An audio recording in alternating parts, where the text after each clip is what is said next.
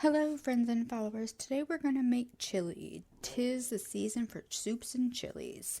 So, the very first thing we're going to do is take our bacon and slice it up into bite-sized pieces. Then I'm going to get all of my seasonings together and put them in one little bowl. This will just help us as we progress through this because it will move fast once we get to the pan. We're going to take the bacon and put that in the pan, and we're going to stir that pretty vigorously as I'm cooking it. And this just helps break the pieces apart because, as you saw, I didn't do that by hand. So we're just going to keep stirring this bacon until it gets nice and crispy. Once it becomes crispy, we're going to remove it with a slotted spoon. We will be keeping about 1 tablespoon of this oil. This will help us when we add our onions and our jalapeno. And we're going to saute these down, scraping up all them bits at the bottom of the pan for more flavor. Then we're going to add our meat, and I brought out my Meat Knitter 5000 to help chop up my meat here. I do like this little tool, but it's only handy in the beginning in my opinion, so I switched to a spatula. We're going to cook this meat about 50% of the way through.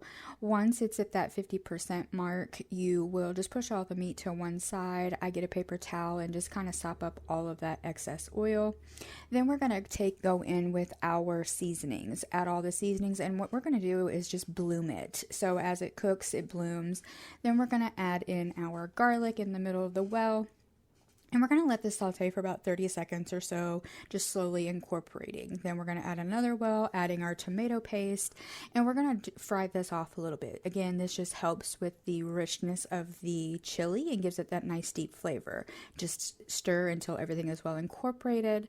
Then we're going to come in with our beef stock, broth, bone broth, whatever you want to use, our tomatoes, and our green chilies.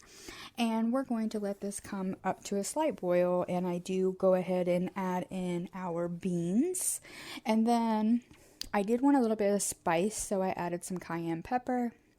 And again, taste this as I go. If you need salt, add a little bit of salt. Just remember that the other flavors will bloom as this simmers. So once it comes to a little simmer, I put the bacon in, and then we're going to cover it, and we're going to let it simmer for about 30 minutes. Then you can plate up your bowl. I wanted to plate mine with some Greek yogurt and some shredded cheese, as well as green onions and raw onions. If you like this and try it, let me know.